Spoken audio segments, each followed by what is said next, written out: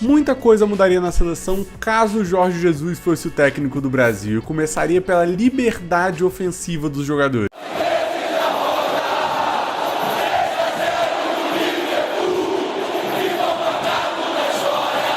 Lembrar de alguns momentos ofensivos lá em 2019, do Flamengo do Jorge Jesus, em que para atacar os jogadores tinham muita mobilidade para trocar de posições. E essa liberdade era tanta que muitas vezes era até difícil de falar em qual escalação que o Flamengo jogava. O time era um 4-2-3-1 com a Arrascaeta de 10 e Everton Ribeiro pela ponta direita? Ou era um 4-4-2 em que o Bruno Henrique e o Gabigol eram dupla de ataque e o Everton Ribeiro e a Arrascaeta logo por trás? Isso pouco importa, e na prática era um pouquinho de tudo. O Jorge Jesus dava muita liberdade, mas colocava alguns padrões naquele time também. Existiam aproximações e aglomerações do lado da bola com dois principais objetivos. O primeiro era gerar linhas de passe mais próximas e com isso conseguir gerar um desequilíbrio por passes mais curtos, por dribles, por tabelas. E o segundo era para você conseguir ter mais jogadores próximo à bola, para caso você perca, você tem mais jogadores próximos para pressionar e conseguir recuperar essa posse. Isso no caso a gente chama de compactação ofensiva, conseguir ter mais jogadores próximos no mesmo espaço. Mas tinha um contrapeso nisso tudo. Jorge Jesus gostava de montar um time muito equilibrado. O time fazia uma saída num 3+1 e que o William Arão, o primeiro volante, entrava entre os dois zagueiros e o Gerson, o segundo, avançava um pouco mais. Por isso o 3+1. Mais na frente, o que a gente via é que quando o time optava por sair jogando, por exemplo, pelo lado direito, um dos jogadores do lado da esquerda ia continuar se mantendo aberto, enquanto os outros iam se aproximar para gerar justamente essas linhas de passe mais próximas. Por exemplo, o time opta por jogar pela esquerda, Everton Ribeiro e Gabigol vão se aproximar, enquanto o Rafinha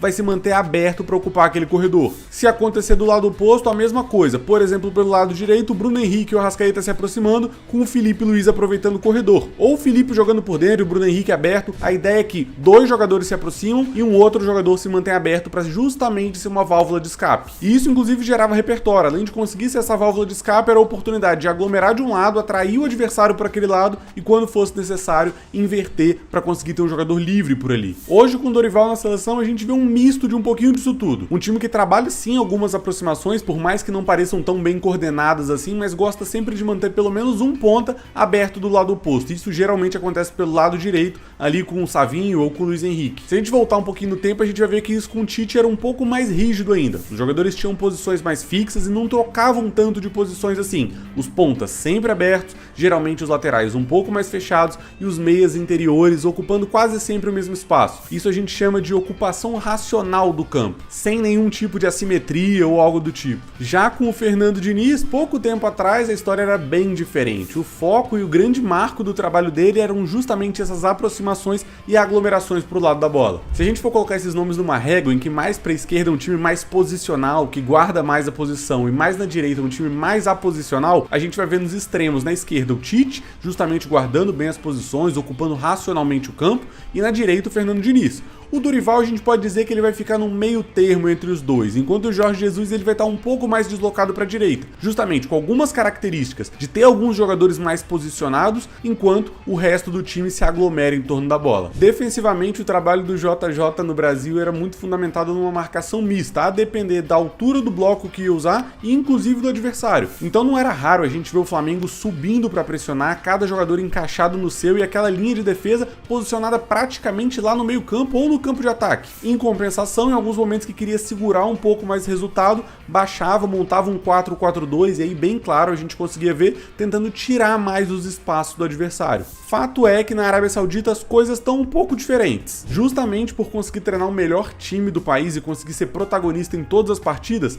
o mais comum é a gente ver o Al Hilal lá em cima, pressionando sempre com a linha de defesa no meio de campo, e raros são os momentos nesse bloco mais baixo. Com isso a gente tem que ter em mente que subir a pressão, pressionar alto sempre vai estar relacionado com marcar mais individual e que cada jogador tem um outro adversário em referência. Com isso vai tirando os espaços, muitas vezes força o erro ou a bola longa para recuperar a posse. E o mais interessante de ver o Jorge Jesus no Al Hilal, que convenhamos, está jogando um campeonato de um nível técnico mais baixo, é ver que ele consegue implementar as ideias dele do jeito que ele mais almeja, sem depender muito de se adaptar ao adversário. Com isso, o mais normal, como eu comentei, é ver o time pressionando lá em cima. E não é raro a gente ver os laterais e principalmente os zagueiros perseguindo os encaixes dele, inclusive subindo para o campo campo de ataque para pressionar lá em cima. Na fase defensiva, a marca registrada da contrapressão ou da pressão pós-perda continua igualzinho. Perdeu, tem mais jogadores próximos da bola para justamente sufocar e tentar recuperar a posse o quanto antes. E convenhamos, isso faria bem demais para a seleção brasileira e evitaria algumas chances de perigo que o Brasil sofreu, por exemplo, contra a Venezuela, justamente por ter um time muito espaçado e que não pressiona todo junto. Mas óbvio, nada é imune a erros. Você pressionando mais alto, você viajando mais junto e tendo o time nesse bloco mais alto todo no campo de ataque,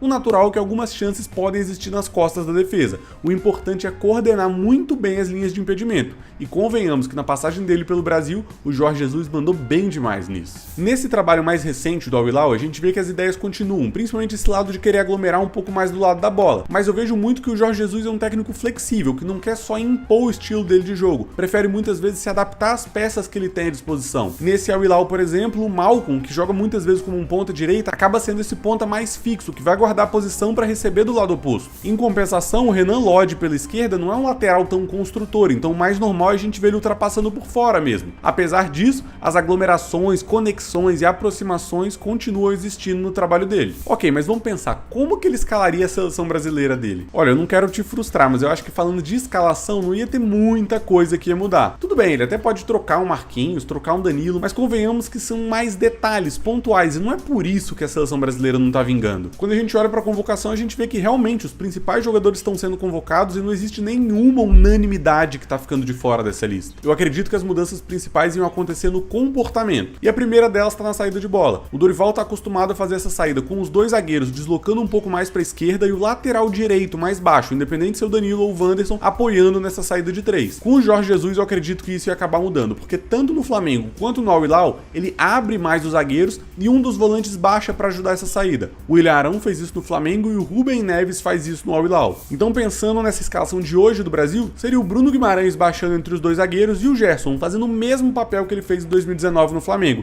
sendo esse segundo volante um pouco mais avançado, que apoia na construção e é o coringa para surpreender no último terço. Nas laterais, eu imagino que aconteça uma leve mudança. Na lateral esquerda, eu acho que não muda muita coisa. Eu esperaria justamente algo bem parecido com o que ele faz com o Lodge, justamente pelos laterais à disposição serem laterais mais profundos, como o caso do Arana e do Abder. Pela direita, eu acredito que o lateral ia acabar avançando um pouco mais, em alguns momentos ganhando profundidade, em outros momentos sendo um lateral mais construtor. Por exemplo, no Flamengo de 2019, o Felipe Luiz fazia esse papel pela esquerda. Hoje, no Al Hilal, o João Cancelo pela direita consegue muitas vezes atacar, mas até mais jogar por dentro construindo. E isso pode ser um ponto muito positivo para o Wanderson, que com o Dorival acaba ficando muito preso na saída de bola, sendo que a principal característica dele é justamente avançar para o campo de ataque. No trio de meias ou meia atacante, eu acredito que a gente ia ver muita mobilidade por ali, até porque nomes não faltam. Vini Júnior, Rodrigo, Rafinha, Savinho, Martinelli, até o Neymar quando voltar. Inclusive o Neymar já conhece o trabalho do Jorge Jesus no Al Hilal. Mas eu não me surpreenderia se um dos pontas fosse mais fixo, como por exemplo ele fez com o Malcom no Al Hilal, e que eu vejo a cara do Savinho fazer isso pela direita, ou o próprio Luiz Henrique. E aí na frente vem uma grande incógnita, porque em 2019 muitas vezes ele usava dois jogadores mais móveis, o Gabigol e o Bruno Henrique. Não deixava de ter aquele jogo aéreo forte, principalmente pelo camisa 27, mas eram jogadores de explosão, de mobilidade, que muitas vezes baixavam para se associar. No Al Hilal, por exemplo, o 9 dele é inegociável. O Mitrovic é um jogador muito mais físico e de jogar a poucos toques, constrói muito menos e define muito mais dentro da área. Então me responde aí, baseado nisso, quem que seria o seu 9 da seleção brasileira caso o Jorge Jesus fosse o comandante? Mas quer um detalhe para te deixar um pouco mais ansioso com essa possibilidade? O Jorge Jesus já assumiu que tem vontade de treinar a seleção brasileira, mas que disse achar improvável porque um estrangeiro nunca treinou o Brasil. E aí o mais curioso, o contrato dele acaba em maio de 2025, no final da temporada do Campeonato Saudita. Levando isso em conta, de hoje até antes dessa data, o Brasil só teria mais uma data FIFA, contra a Argentina e Colômbia. E caso ele viesse para assumir a seleção, ele teria mais de um ano para trabalhar até a próxima Copa do Mundo. E aí, vale começar a sondar ou vamos dar mais tempo pro Dorival? E se os resultados contra a Argentina e Colômbia nessa próxima data FIFA não forem tão bons? Dá tempo de trocar?